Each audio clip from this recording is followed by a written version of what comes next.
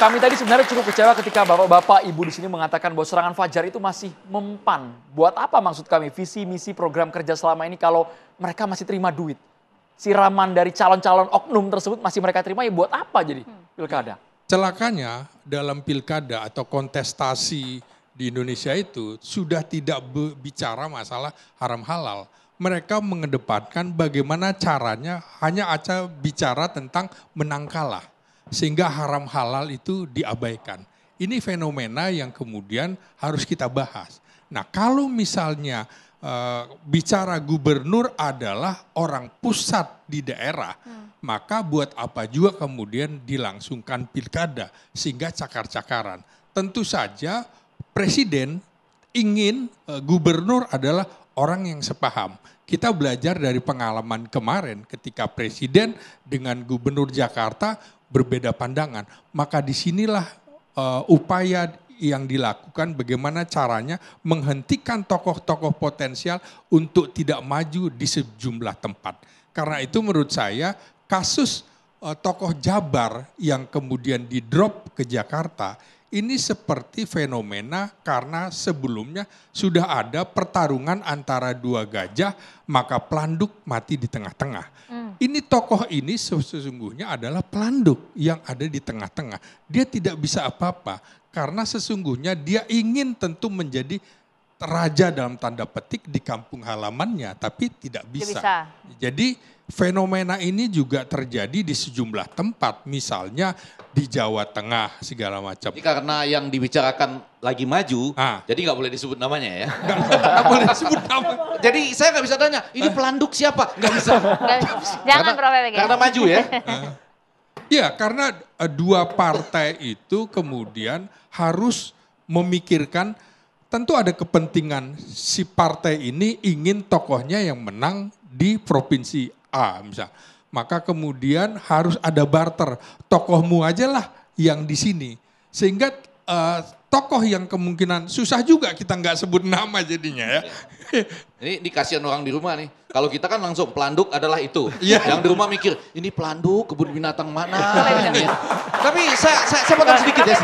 Tapi gini Bang Effendi, tesisnya kalau memang gubernur yang terpilih nanti gitu atau bupati wali kota yang terpilih harus sejalan dengan pemerintah pusat, bisa diuji juga.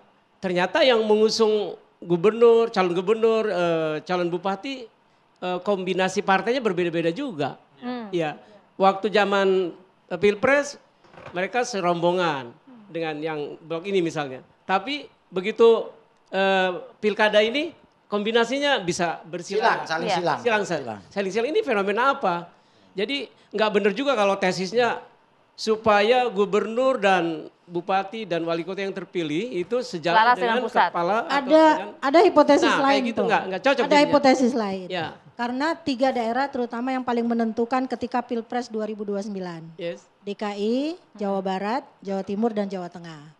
Jadi 4 daerah ya? Jadi 4. Dapat bonus 1 jadi 4. 4 ya Prof? Bukan nomor, akhirnya kembali pengen nomor urut jadinya gitu. Padahal tidak. Jadi karena mereka yang paling menentukan dengan jumlah suara pemilih yang terbanyak itu yang dikejar, calon-calonnya itu yang didesak.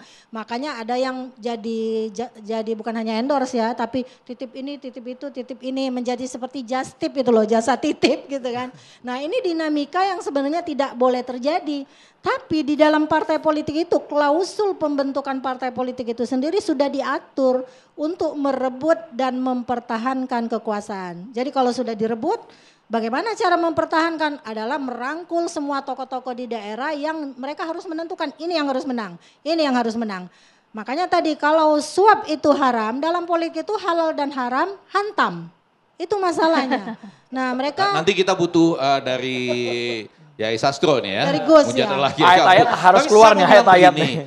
Rasanya yang saya tangkap dari Prof. Slamet Ginting tadi adalah kan memang dalam konteks catatan demokrasi ini kita harus ingat apa yang menyebabkan sesuatu terjadi. Misalnya ya di Jakarta lah, ini karena nggak maju boleh.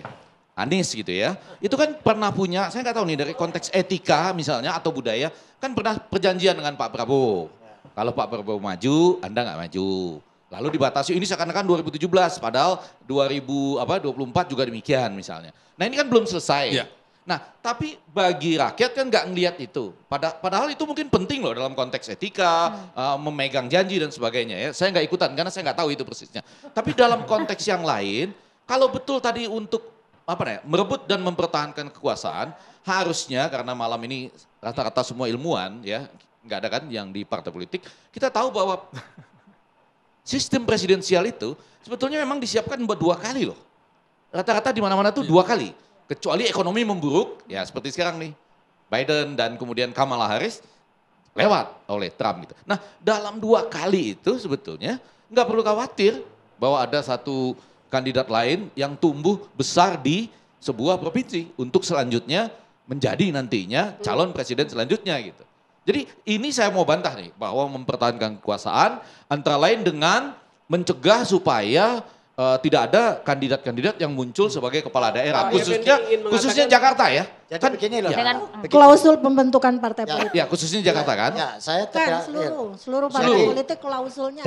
dalam politik itu setahu saya dia akan mengambil resiko terkecil dari berbagai macam resiko. Oke. Nah, mungkin resiko terkecilnya kalau calon gubernur itu memang orang dia.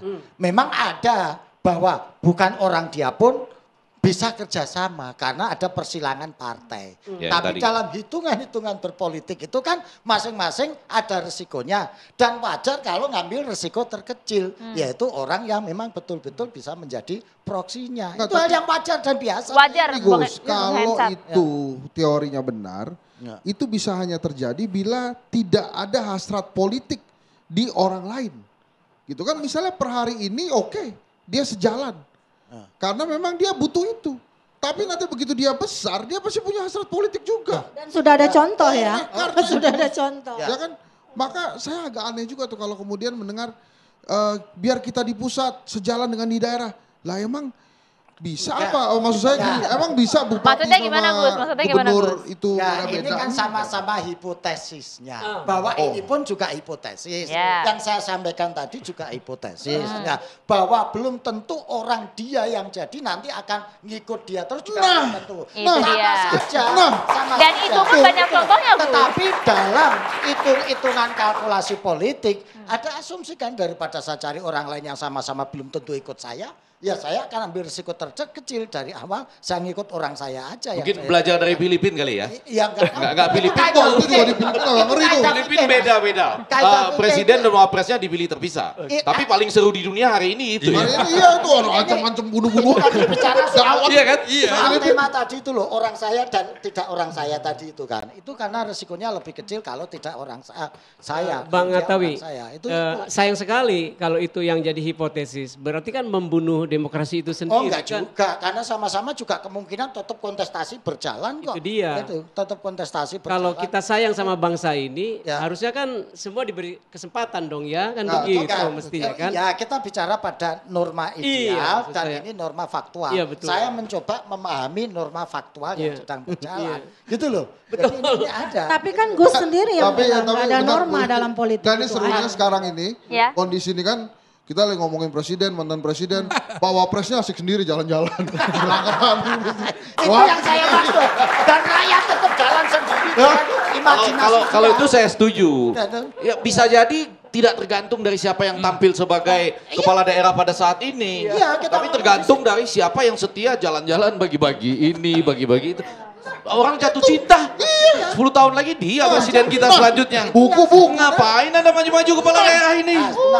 5 tahun lagi mana tahu. Nah, 5 tahun lagi. Lama-lama, Makin serius. sebelumnya lama-lama antara misalnya ya, Gubernur Jawa Timur dengan Wali Kota Surabaya, itu akhirnya Wali Kota Surabaya harus orangnya Gubernur Jawa Timur. Kita tahu juga kan dalam kasus, kita nggak usah sebut ya namanya, dua-duanya kemudian sekarang sedang berkontestasi. Lama-lama begitu semua. Akhirnya sama, Gubernur Banyak Jawa contohnya itu. Tengah dengan Wali Kota Semarang. Gubernur Sumatera Utara dengan Wali Kota Medan. Ini kan terjadi nih kayaknya. Makanya kemudian Saya harus agak juga saya agak dipikirkan cepat apakah memang perlu pemilihan langsung atau perlu penunjukan. Waduh, terlalu jauh kalau itu, Bang, ya. Nggak, misalnya saya perlu agak Temanya cepat bukan itu di Bang. menyisipkan satu hal aja. Kebetulan Iya. dia menyebut Jawa Tengah. salah satu tugas dari partai politik, kelas-kelas yang kita ajarkan, mempromosikan kadernya, betul nggak? Iya. Yang dari awal bersama-sama, kemudian menaikkan. Bagi saya calon gubernur Jawa Tengah itu Sudaryono. Yang paling tepat. Iya dong. Iya. Kaderisasi. Kaderisasinya dipilih juga oleh daerahnya kan. Tiba-tiba datang dari yang lain dengan memberikan KTA. KTA-nya sama. Cuma pertanyaannya bagaimana nih? Sistem pengkaderan yang perlu dicatat di catatan demokrasi. Iya. Betul. Bapak Ibu, catatan demokrasinya banyak sekali tapi kami tidak ingin meributkan nama-nama yang sudah tercetak di surat suara. Sudah bisa lagi diubah, nasi sudah menjadi bubur. Sudaryono enggak, Pak? Dia jadi wamentan. Sudaryono enggak? Kebetulan tidak menyebut nama-nama di sini kan? Nyaris. Nyaris. Nama-nama nyaris Kita disebut. sebut nama ini aja, jabatan-jabatan. Enggak ada. Sudaryono enggak maju. Sama. Maju dia, nggak maju Tapi aman. ya, Saya justru akan kembali pada pertanyaan tadi. Kalau memang, ya kan, bahwa serangan pacar penting, ngapain ada kampanye-kampanye? Pertanyaan ini menurut saya bisa dipahami salah. Karena pertanyaan kalau memang agama itu, ya kan, bisa membuat orang jadi baik dan lain sebagainya, nyatanya juga masih ada begitu, buat apa beragama? Ya ekstrim bisa begitu loh nanti. Ini kan proses berlatih. Enggak apa-apa, sekarang serangan pacar gitu kan, dianggap masih berlaku. Justru dengan catatan demokrasi ini pelan-pelan akan mengurangi. Karena ada edukasi seperti itu. Gitu loh. Jadi nggak usah kita protes. Loh kalau serangan pacar masih laku, ya nggak usah deh kita ngomong soal demokrasi, catatan demokrasi. Buyar semuanya nanti. Justru omongan kita itu untuk melakukan edukasi, penyadaran bahwa meskipun itu masih berlaku, siapa tahu kapan-kapan nggak berlaku gara-gara kita ngomong. Kapan-kapan loh ya. kapan-kapan. Kalau kapan-kapan tuh bukan besok ya Gus ya? Kapan-kapan bukan besok Gus ya? Optimis. Bisa besok. Nampaknya masyarakat kita juga Syukur sudah bisa melek akan besok. hal ini, bukan Iya. Bung Hensat? Asik ini. Kapan-kapan loh ya. Kapan-kapan. Syukur bisa besok. Enggak, kapan-kapan tuh termasuk besok enggak? Iya. Iyalah. Tuh, saya yang ditunjuk Sudah awal. melek belum Bung Hensat? Monggo. Oke. Tentang serangan fajar. Melek lah harus ada gitu maksudnya meleknya itu. Enggak jadi Bukan melek nungguin tapi ya, bukan loh. ini saya urut-urut ya. Eh.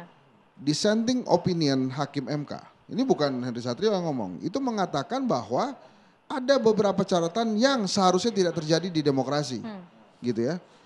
Bukan catatan demokrasi ya. Nah, maka karena tadi Prof. Effendi Ghazali mengatakan bahwa ini terlalu dekat dengan Pilpres, maka pembelajaran Pilpres yang telah dicatat salah oleh Hakim MK itu akan ditunggu karena jalurnya terlalu dekat.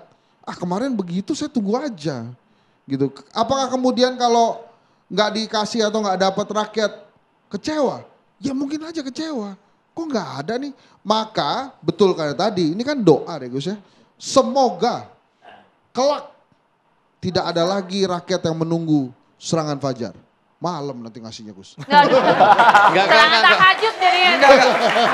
Tapi ini tetap harus ada yang positif, yaitu balik ke ilmu aja lah ya, bahwa AI algoritma sekarang itu menyatakan bahwa keputusan-keputusan kita ini dibuat dari dua hal. Yang satu tuh social recall atau social memory, memori sosial atau memori ingatan, memori tentang hal-hal yang kita dengar dari visi, misi, pidato dan lain-lain itu, janji ada 15 bebas angkutan umum. Yang satu bilang bukan 15, kami 17, ya kan?